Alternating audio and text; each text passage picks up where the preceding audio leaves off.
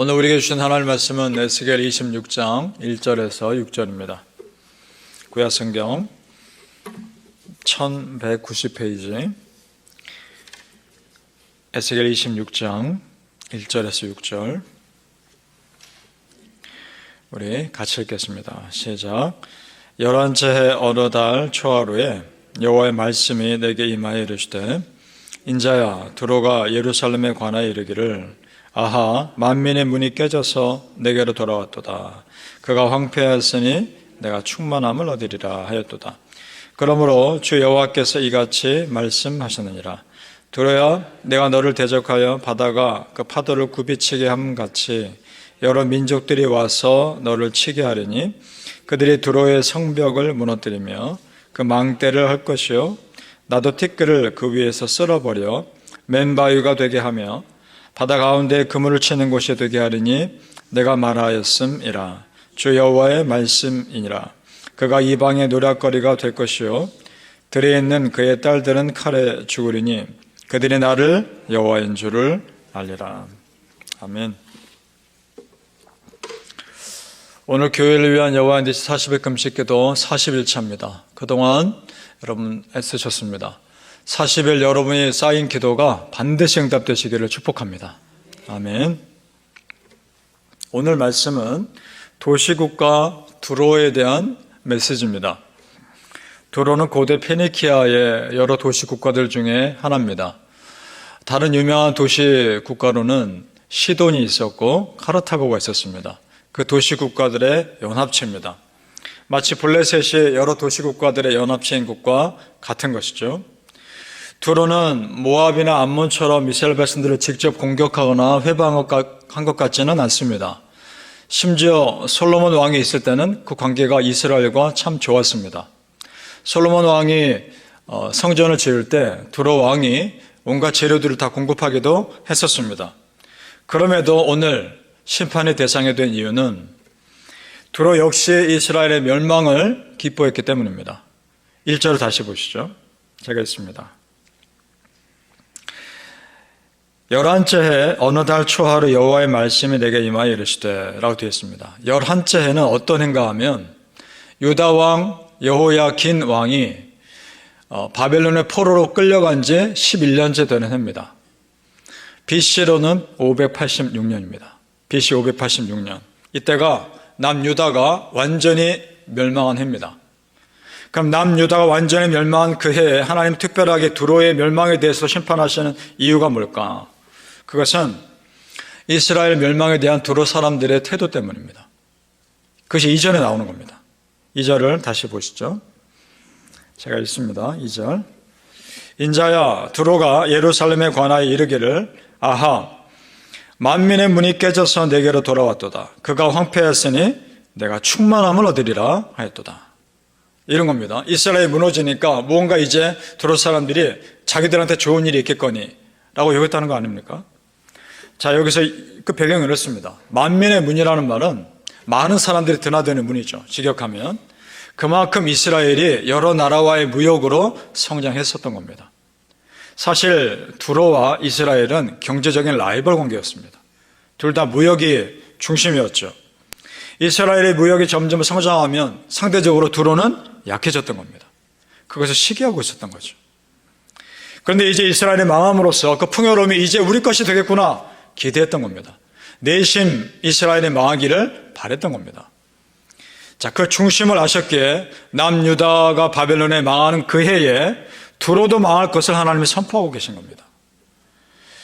성도님들, 항상 깨어 있으셔서 누군가의 잘됨을 통해 도전을 받으시고 누군가의 잘못됨을 통해서는 오히려 나를 낮추는 기회를 삼으시기를 축복합니다. 여기서 한 가지 더 생각해 볼 정말 중요한 것이 있습니다. 그것은 지금 두로 사람들은 단순히 경제적인 눈으로만 주변 상황을 보고 있다는 겁니다. 이것이 세상이죠. 경제적으로 라이벌 국가가 사라졌으니까 이제 자기들에게 이익이 오겠다라고만 보고 있는 거죠. 그것이 세상입니다. 정치적이고 경제적인 눈으로만 상황을 바라봅니다. 그러나 우리 믿음의 사람들은 다릅니다. 우리 믿음의 사람들은 주변 돌아가는 상황을 영적인 눈으로 바라보아야 하는 사람들입니다. 믿으십니까? 지금 이스라엘의 망한 이유가 무역을 잘 못해서가 아니고 정치를 잘 못해서가 아닙니다. 영적인 눈으로 보면 그들이 망한 이유는 우상을 숭배했기 때문입니다. 우리는 그것을 보는 겁니다. 그러나 두로는 그것을 볼 수 있는 눈이 없었죠. 왜냐? 두로는 이 바알 우상 숭배의 중심지였기 때문입니다. 두로와 시돈이 항상 같이 언급되죠. 두로와 시돈은 바알 우상의 중심지였습니다. 그래서 그런 눈이 그들에게 없었습니다. 북이스라엘의 유명한 왕비 중에, 아까 악한 왕비 중에 이세벨, 여러분 기억하실 겁니다. 이세벨 왕비가 북이스라엘의 바알 우상 숭배를 본격적으로 들여온 사람 아닙니까? 그 사람이 시돈 사람입니다. 두로와 시돈은 같이 묶여서 움직입니다. 따라서 두로와 시돈에 대한 심판은 바알 우상에 대한 심판이기도 한 겁니다. 자, 그렇다면 이스라엘의 우상을 심판하신 그 하나님이 바알 우상을 중심으로 했던 두로와 시돈을 가만 놔두실 리가 없었던 겁니다. 그럼 영적인 눈으로 보면 두로는 이스라엘의 멸망을 좋아할 일이 아니라 누구보다 두려워했어야 했던 겁니다. 성도님들, 이런 겁니다. 다른 사람의 부족함을 보면서 상대적인 우월감에 빠질 일이 아닙니다. 그리고 내가 그 사람보다 조금 더 의롭다고 해서 좋아할 일도 아닙니다. 오히려 나 자신의 영성을 돌아보아야 합니다. 다른 사람에게서 시선을 들어서 나의 영성에 집중하셔야 합니다. 그래야 하나님께서 나에게 하시는 메시지를 캐치할 수 있습니다. 사실 하나님이 이미 지금 나에게 여러 가지 사인을 통해서 말씀하고 계시는지도 모르겠습니다. 그런데 내가 다른 데 관심 가지고 있고 내가 내 영성에 집중하지 못하니까 그걸 깨닫지 못하는 겁니다. 이스라엘 선지자 중에 엘리야가 있는데 엘리야가 바알 우상 숭배자들과 싸워 큰 승리를 거두죠. 정말 큰 승리였습니다. 그런데 그 이세벨 왕비가 그를 협박하자 그걸 못 견뎌서 멀리 도망가죠. 그 지쳐있는 엘리야에게 하나님이 나타나셔서 용기 주시는 장면이 나오는데 그 장면이 지금 오늘 말씀과 연관돼서 우리에게 도전을 주는 내용이 나옵니다. 열왕기상 19장 11절 12절인데 잘 들어보십시오. 여호와께서 이르시되 너는 나가서 여호와 앞에서 산에 서라 하시더니, 자, 하나님이 지금 엘리야더러 내가 너에게 나타날 거니까 산에 서라는 겁니다. 그러면서 말씀을 계속하십니다. 크고 강한 바람이 산을 가르고 바위를 부수니 바람 가운데 여호와께서 계시지 아니하며 바람 후에 지진이 있으나 지진 가운데도 여호와께서 계시지 아니하시며 또 지진 후에 불이 있으나 불 가운데에도 여호와께서 계시지 아니하더니 불 후에 세미한 소리가 있는지라. 아멘. 이렇게 되어 있습니다. 자, 보세요. 크고 강한 바람, 땅을 흔드는 지진, 내 주변을 살 것 같은 불, 그것이 다 지나가고 아주 조용한 가운데 하나님과 나만이 있는 그 시간에 하나님이 세미하게 말씀하십니다. 자, 이게 지금 무슨 내용이냐? 엘리야가 주변의 혼란한 상황에서 눈을 들어 내 내면의 깊은 영성에 집중했을 때 그때 하나님 말씀 듣는 겁니다. 믿으십니까? 내가 내 상황 가운데, 내 주변의 혼란스러운 상황 가운데 마음 뺏기지 않고 내 영성에 깊이 집중했을 때 하나님의 세미한 소리를 들을 수 있는 겁니다. 성도님들, 여러분의 삶을 복잡한 상황에서 심플하게 만드십시오. 내가 모든 것을 다 알 필요는 없습니다. 내가 내 모든 상황에 다 관여할 필요는 없습니다. 내 주변 모든 상황에 내가 다 개입할 필요는 없습니다. 정말 내 영혼이 건강할 수 있는 일에 마음 쏟으시길 바랍니다. 사랑하는 성도님들이요, 우리가 정말 마음 쏟아야 할 거룩한 일에 마음 쏟으시고 정말 힘써야 할 하나님 일에 힘쓰시기를 예수님 이름으로 축복합니다. 아멘. 그것을 한마디로 말하면 영적인 전선을 좁힌다라고 표현합니다. 내가 정말 관심 갖고 집중해야 할 본질의 마음 쏟는 겁니다. 그것이 뭘까? 사람들에게서 눈을 돌려 하나님께 집중하는 겁니다. 이스라엘 백성들이 이것에 실패합니다. 오히려 더 많은 우상을 섬김으로 그들의 영적 전선을 오히려 더 넓힙니다. 두로는 그런 이스라엘 멸망을 보고도 깨닫지 못했습니다. 그럴 수밖에 없었습니다. 그들의 눈과 귀는 닫혔기 때문에. 이미 바알 우상 숭배로 그들의 눈은 어두워졌고 그들의 귀는 닫힌 지 오래입니다. 참 안타까운 일이죠. 그래서 하나님 그들을 심판하신 내용이 나오는데 14절입니다. 같이 읽어보죠. 14절 시작.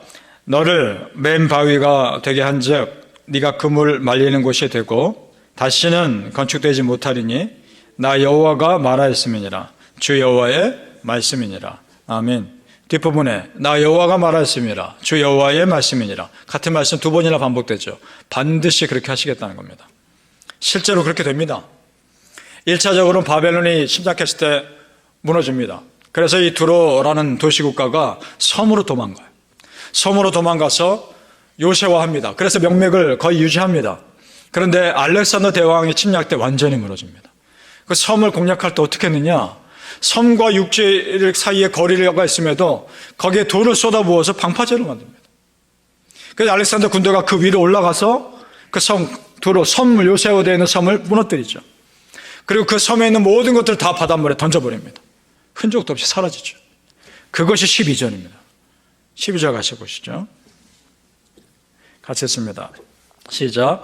네 재물을 빼앗을 것이며 네가 무역한 것을 노력할 것이며 네 생활을 할 것이며 네가 기뻐하는 집을 무너뜨릴 것이며 또 네 돌들과 네 제목과 네 흙을 다 물 가운데로 던질 것이라. 아멘. 그대로 이루어졌습니다. 성도님들, 하나님 말씀은 그대로 이루어집니다. 그러니까 우리가 사람에게 잘 보이려고 신경 쓰지 아닙니다. 하나님께 잘 보이면 됩니다. 먼저는 하나님께 잘 보이시면 됩니다. 그러면 사람들이 나를 함부로 하지 못하는 겁니다. 내가 하나님의 사람이라는 걸 아니까. 믿으십니까? 내가 하나님의 심판의 대상이 아니라 축복의 대상이 되어야 하지 않겠습니까? 하나님의 심판하심은 너무나 두려운 것이고 반대로 하나님의 축복하심은 너무나 영광스러운 것이기 때문입니다. 하나님은 나의 말과 행동을 다 보고 계시고 내 중심을 꿰뚫어 보고 계십니다. 그래서 하나님 두려워해야 합니다. 고린도전서 10장 12절에 이런 말씀이 있죠. 그런즉 선질로 생각하는 자는 넘어질까 조심하라. 그렇습니다. 하나님 앞에서 항상 겸손히 내 자신의 영성을 체크하셔야 합니다. 바라는 성도님들이요, 내 삶을 가능한 단순하게 만드셔서 하나님의 은혜에 집중하는 그런 믿음의 사람들 되시기를 예수님의 이름으로 축복합니다. 아멘. 기도하겠습니다. 아버지 하나님, 40일 금식기도 은혜 가운데 잘 마치게 하시니 감사합니다. 40일 동안 기도하게 하셨으니 분명한 뜻이 있는 줄로 믿습니다. 40일 동안 쌓인 기도가 반드시 우리 성도님들의 삶에 그대로 이루어지게 하여 주옵소서. 하나님, 오늘 말씀 보면서 우리 스스로를 돌아보게 하여 주옵소서. 내가 주변의 복잡한 상황 가운데서 눈을 들어 하나님 바라보게 해주시고 내 내면의 깊은 영성에 집중하게 하여 주옵소서. 그래서 하나님께서 세밀하게 말씀하시는 그 소리를 듣게 하여 주옵소서. 하나님, 말씀하옵소서. 순종하겠습니다. 하나님, 내 마음을 두드려 주옵소서. 내가 반응하겠습니다. 하나님께서 우리 성도님들 마음 가운데 좌정해 주시고 그 마음의 중심의 자리에 앉으셔서 조금만 말씀하셔도 내가 거기에 100% 순종할 수 있는 그런 은혜가 있게 하여 주옵소서. 영적인 전선을 좁히게 하여 주옵소서. 내가 정말 쏟아야 할 일에 쏟게 하시고 내가 정말 하나님 나라를 위해 기도해야 할 일에 기도하게 하시고 내 삶을 단순화하여 하나님의 은혜에만 집중할 수 있는 우리 백성들 되게 하여 주옵소서. 감사하며 예수님 이름으로 기도합나이다. 아멘.